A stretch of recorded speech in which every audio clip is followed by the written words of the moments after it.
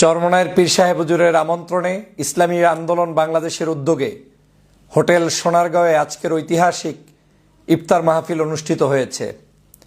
এই ইফতার মাহফিল ছিল সারা বাংলাদেশের সকল রাজনীতিবিদদের জন্য একটি মিলন মেলা, যে মিলন মেলায় উপস্থিত ছিলেন ফ্যাসিবাদ বিরোধী সকল শক্তির নেতাকর্মীরা। বাংলাদেশে আজকের চরমনায়ের পীর সাহেব প্রমাণ করে দিয়েছেন বাংলাদেশের মানুষ ঐক্যবদ্ধ এবং আগামীতে বাংলাদেশের মানুষ কোনো ধরনের অন্যায়, অত্যাচার, জুলুম, নির্যাতনের পক্ষের কোনো শক্তিকে মেনে নিবে না। চরমনায়ের পীর সাহেব হুজুরের আমন্ত্রণে আজকের বাংলাদেশের সকল ডানপন্থী, ইসলামপন্থী রাজনৈতিক দল যেমন উপস্থিত ছিলেন, বাংলাদেশের বিভিন্ন রাজনৈতিক দলের নেতারা উপস্থিত ছিলেন বাংলাদেশ জামায়াত ইসলামের আমির ডাক্তার শফিকুর রহমান সাহেব, বিএনপির পক্ষ থেকে বিএনপির সিনিয়র নেতৃবৃন্দ, এরপরে বাংলাদেশের বিভিন্ন মহল থেকে শ্রেণী পেশার মানুষরা এই আজকের এই ঐতিহাসিক ইফতার মাহফিলে অংশগ্রহণ করেছে। আমি ক্ষুদ্র মানুষটিকেও চরমনায়ের পীর সাহেব হুজুরের পক্ষ থেকে ইনভাইটেশন জানিয়ে আজকের এই প্রোগ্রামে আমাকে সুযোগ করে দেওয়ার জন্য আমি প্রথমেই ধন্যবাদ জানাই চরমনায়ের হযরত পীর সাহেব হুজুর এবং ইসলামী আন্দোলন বাংলাদেশের সকল সর্বস্তরের নেতা এবং কর্মী এবং শুভাকাঙ্ক্ষীদের প্রতি। আজকে আমি চরমনায়ের হুজুরের বক্তব্য শুনেছি, মুনাজাত শুনেছি। প্রত্যেকটি শব্দচয়ন ছিল একটি বাণীর মতো, মধুর মতো, যেখান থেকে বাংলাদেশের আগামী দিনের সরকার কেমন হবে, দেশ কেমন হবে, কি চাচ্ছেন তারা, কি আমাদের করা উচিত, সব কিছুর নির্দেশনা সেখানে ছিল। কোনো ধরনের আভিজাত্য ছিল না, অহংকার বোধ ছিল না, ছিল সর্ব অবস্থায় ঐক্যের আহ্বান। এবং সেই ঐক্যটা যে আগামী দিনে ইসলামী মূল্যবোধের শক্তিকে নিয়ে তারা করছেন, সেটা তার মুনাজাত এবং বক্তব্য সব কিছুতেই স্পষ্ট হয়েছে। বাংলাদেশের মানুষ দীর্ঘদিন পর্যন্ত যে কামনাটি করেছে যে সকল দল মত নির্বিশেষে একটি জায়গায়, একই প্ল্যাটফর্মে ইফতার করার মতো একটি পরিবেশ তৈরি করা, সেটা আজকের চরমনায়ের পীর সাহেব হুজুরের আহ্বানী ইসলামী আন্দোলনের ব্যানারে বাংলাদেশের মানুষ দেখতে সক্ষম হয়েছে। আমি সেজন্য আবারও এই দলকে এবং দলের সিনিয়র এবং জুনিয়র সর্বস্তরের সকল নেতাকর্মীকে ধন্যবাদ জানাই। আমি চরমনায়ের পীর সাহেব হুজুরের মুনাজাতের ভিতরে দুটো জিনিস লক্ষ্য করেছিলাম। মুনাজাতের মধ্যে বারবার তিনি উল্লেখ করে বলেছিলেন, আমাদের ব্যক্তিগত কোনো চাওয়া পাওয়া নেই, সব কিছুর ঊর্ধ্বে উঠে, পদ, পদবি, লোভ, লালসা সব কিছুর ঊর্ধ্বে উঠে আমরা এই বাংলাদেশের সকল মানুষের শান্তি এবং কল্যাণের জন্য ইসলাম প্রিয় মানুষদের ঐক্যবদ্ধ প্রচেষ্টার মধ্য দিয়ে আগামীর বাংলাদেশ সুন্দরভাবে গড়তে চান। তিনি বিভিন্ন শব্দচয়ন দিয়ে মধুর মতো করে বক্তব্য দিয়েছেন, সেটা আজকের একটি ঐতিহাসিক নিদর্শন হয়ে থাকবে ইতিহাসের পাতায়।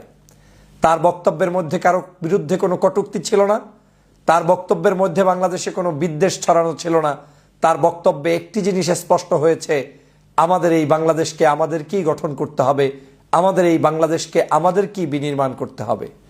আমাদের এই বাংলাদেশকে নিয়ে ষড়যন্ত্র হচ্ছে, বিশ্বে মুসলমানরা নির্যাতিত হচ্ছে, নিপীড়িত হচ্ছে। সকল নির্যাতিত নিপীড়িত মানুষের পক্ষে চরমনায়ের পীর সাহেব হুজুর দোয়া করেছেন এবং বক্তব্য রেখেছেন। তিনি নির্যাতিত নিপীড়িত মানুষের পক্ষে দাঁড়িয়েছেন। তিনি বাংলাদেশের রাজনৈতিক পরিস্থিতি নিয়ে আগামী দিনে কি কল্যাণ রাষ্ট্র করতে চান সে ব্যাপারে মন্তব্য করেছেন। এরকম একটি সোনার বাংলাদেশ দীর্ঘ 16 বছর পর্যন্ত আমি যখন টকশোতে কথা বলতাম, এটা দেখার জন্যই অপেক্ষায় ছিলাম। আজ কলিজাটা ভরে গিয়েছে, হৃদয়টা ভরে গিয়েছে, ভাষায় বুঝাতে পারবো না যে কি পরিমাণ আনন্দিত হয়েছি।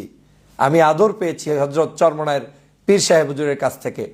মাথাটা যখন তার দিকে আগিয়ে দিলাম, মাথার উপরে ডলা দিয়ে তিনি যখন আমাকে আদর করছিলেন, দোয়া দিচ্ছিলেন, আমি আবারও দোয়া চাচ্ছিলাম। মনে হচ্ছে যেন আমি আমার কোনো অভিভাবকের সামনে দাঁড়িয়ে স্থির চিত্তে আমার হৃদয়ের খোরাক নিচ্ছি আর তিনি আমাকে দিচ্ছেন। আমাদের অভিভাবক হচ্ছে তারা, যারা এই বাংলাদেশের ধর্মভিত্তিক মানুষদেরকে প্যাট্রোনাইজ করে, যারা এদেশের ইসলামকে কায়েম করার জন্য, ধর্মীয় মূল্যবোধকে কায়েম করার জন্য চেষ্টা চালিয়ে যান। সেই সকল মানুষরাই হচ্ছে আমাদের মহান মুরব্বী। এই মুরব্বীদের দোয়া নিয়ে, তাদের পদঙ্ক অনুসরণ করে, তাদের আদর্শগুলোকে সামনে রেখে আমাদেরকে পথ চলা উচিত। তাহলেই আমরা পথ ভ্রষ্ট হওয়ার কোনো সুযোগ থাকবে না। আমি যখন দেখেছি জামাত ইসলামের আমির ডাক্তার শফিকুর রহমান সাহেব, চরমনায়ের পীর সাহেব হুজুর তার সম্মানে তার পাশের ছিটে বসে, কি হৃদয় নিংড়ানো ভালোবাসা দেখলাম। আমি দেখলাম তাদের পার্টির মহাসচিব যখন রাজনীতিবিদদের নাম উচ্চারণ করলেন, তখন এই ডাক্তার শফিকুর রহমান সাহেবের নাম সবার আগে উচ্চারণ করে সেখানে একটি ভিন্ন ধরনের পরিবেশ তৈরি করে দিলেন। তার মানে ইসলামপন্থীরা ইসলামিক দলগুলোর সাথে যে একটি নতুন করে সম্পর্কের বন্ধনে আবদ্ধ হচ্ছে এবং একে অপরকে যে রেসপেক্ট করছে, সম্মান জানাচ্ছে, সেটা আজকের এই কার্যক্রম থেকে আমরা কিন্তু দেখতে পেলাম। এভাবে করে প্রত্যেকটি রাজনৈতিক দলের নেতাকর্মীরা সেখানে উপস্থিত হয়েছে, প্রত্যেককেই সেখানে কিন্তু সাধুবাদ জানানো হয়েছে। আমি কেন সবসময় ইসলামপন্থী মানুষদেরকে ঐক্যবদ্ধ দেখতে চাই, এর অন্যতম কারণ হচ্ছে ইসলামপন্থী মানুষরা যখন ঐক্যবদ্ধ থাকে না, তখনই বিভিন্ন দেশের বিদেশি সংস্থাগুলো থেকে শুরু করে দেশে বিদেশি এই জায়গায় অবস্থানরত ইসলামকে ধ্বংস করতে যারা চায়, অনইসলামিক কার্যক্রমকে যারা প্যাট্রোনাইজ করতে চায়, যারা এদেশে আলেম ওলামা মোল্লা মৌলবীদের কোনো ভালো কার্যক্রম চোখে দেখতে চায় না, তারা তখন মাথার উপরে কাটাল ভেঙে তারপরে তারা গোল্লা খায় আর আটিগুলো আপনাদের জন্য রেখে দেয়। আজ যখন আলেমরা ঐক্যবদ্ধ হচ্ছে, টনক লড়ে গিয়েছে বাংলাদেশ সহ বিশ্বের বিভিন্ন প্রান্তে যে না, আর কোনো সুযোগ নেই, আলেমরা কিন্তু এক হয়ে যাচ্ছে। এখনো আমাদেরকে ঐক্যবদ্ধ থাকতে হবে, ষড়যন্ত্র এখনো শেষ হয়নি। আলেমরা যে কোনো মুহূর্তে যে কোনো জায়গায় ঐক্যবদ্ধ থাকতেই হবে। যখন আপনি সাহস করে ঐক্যবদ্ধ থাকবেন, সকল ষড়যন্ত্রবাজরা ধূলিসাৎ হয়ে যাবে, বাধ্য হয়ে আপনাদের সাথে কোলাবোরেশন করতে হবে এবং প্রত্যেকে আপনাদের সাথে যোগাযোগ করবে। আর যখনই অনৈক্য হবে, ছোট ছোট উইংয়ে আপনারা এক এক ধরনের কাজ করবেন, দেখবেন আপনাদেরকে ছিন্ন বিচ্ছিন্ন করে তারপরে তারা এই দেশের মানে কি বলে গুড়ি উড়াবে, তারপরে আপনাদেরকে গুটির চাল হিসেবে ব্যবহার করার চেষ্টা করবে। অতএব আজকের এই চরমনায়ের পীর সাহেব হুজুরের যে ঐতিহাসিক মিলন মেলা থেকে যেটা শিখে এসেছি, দেখে এসেছি, বুঝে এসেছি, সেটা স্পষ্ট ক্লিয়ার বার্তা। আলেমরা আর কারো ওই পান্তাবাদ হওয়ার সুযোগ নেই, আলেমরা আর কারো ঝুরি হওয়ার সুযোগ নেই।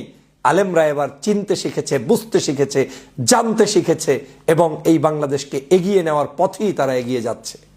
অতএব আসুন, ধর্মভিত্তিক রাজনৈতিক এই সংগঠনগুলোর মহান আনন্দ, এই আনন্দগুলোকে লম্বা সময়ের জন্য ঐক্যবদ্ধভাবে রাখার জন্য যে কাজ, সেটা আমরা করব। প্রত্যেকটি দলের নেতাকর্মীর মধ্যে সহনশীল আচরণ, ভ্রাতৃত্বের বন্ধন, মানুষের প্রতি ভালোবাসা, সেটা যাতে আমরা একে অপরের মধ্যে চর্চা করতে পারি, তাহলেই কিন্তু বাংলাদেশের এই সুন্দরতম একটি দিন অপেক্ষা করছে, যেটা আপনারা উপহার দিতে পারবেন। আজকের চরমনায়ের পীর সাহেব হুজুরের আহ্বানে এই ঐতিহাসিক ইফতার মাহফিল খুবই সুন্দর, গুছানো ছিল, সাজানো ছিল, প্রাণ চাঞ্চল্য পূর্ণ ছিল। নামাজের সময় নামাজ হয়েছে, ইমামতি করেছেন চরমনায়ের পীর সাহেব। তার ইমামতিতে সারা বাংলাদেশের সকল রাজনৈতিক দলের সর্বোচ্চ সিনিয়র পর্যায়ের নেতারা তার পিছনে নামাজ পড়েছেন। এটাও ছিল একটা সৌন্দর্যতা। ইসলামে কোনো ভেদাভেদ নেই, একে অপরের পাশে দাঁড়িয়ে কাঁধে কাঁধ মিলিয়ে কাতারবদ্ধভাবে যে নামাজটা পড়েছেন, এই রূপটাই আমরা বাংলাদেশে দেখতে চাই। হোক জামাত, হোক বিএনপি, হোক অন্য দল, কিন্তু এই সকল রাজনৈতিক দলগুলোর অন্ততপক্ষে একটা ইস্যুতে এক থাকতে হবে, দেশ গঠন, দেশের মানুষকে নিয়ে চিন্তা করা এবং মানুষের মূল্যবোধকে সুন্দরভাবে জাগ্রত করে প্রতিষ্ঠা করা। আমি এই ধরনের কার্যক্রমের পক্ষে আনন্দিত হই, বিধায়ী কথা বলি এবং এই ধরনের কার্যক্রমকে দেখতেই চাই। আমি ঐক্যের পক্ষে, আমি সমগ্র মানুষকে ঐক্যবদ্ধ করার জন্য উদাত্ত আহ্বান জানাবো, দেশের স্বার্থে, সার্বভৌমত্বের স্বার্থে, ধর্মীয় মূল্যবোধের স্বার্থে। অতএব আসুন, আমরা আজকের এই যে সুন্দরতম প্রোগ্রাম হয়েছে, এই প্রোগ্রামের সব যে পার্ট বাই পার্ট এত সুন্দর ছিল, সেটা আমি অল্প সময় বর্ণনা করে শেষ করতে পারবো না। ইফতার থেকে শুরু করে, খাওয়া দাওয়া থেকে শুরু করে, রিসিপশন থেকে শুরু করে, মেহমানদেরকে সেখানে আগমন থেকে শুরু করে বিদায় পর্যন্ত, বিভিন্ন দেশের রাষ্ট্রদূতদের আগমন থেকে শুরু করে তাদেরকে যে পরিমাণ আপ্যায়ন এবং এখানে আদর যত্নে সবার প্রতি সম্মান দেখানো হয়েছে, সেটা এই ইসলামী আন্দোলনের যে একটা শক্তিশালী সংগঠনে রূপান্তরিত হয়েছে তার বহিঃপ্রকাশ। অতএব আমি কোনটা রেখে কোনটা বলবো, আজকের মূল সামারি হচ্ছে ইসলামী আন্দোলন এখন আর কোনো শিশু সংগঠন নয়, বাংলাদেশের ইতিহাসে টনক নাড়ানোর মতো একটি সংগঠনে রূপান্তরিত হয়েছে। আমি চরমনাইয়ের পীরের দীর্ঘ হায়াত কামনা করি।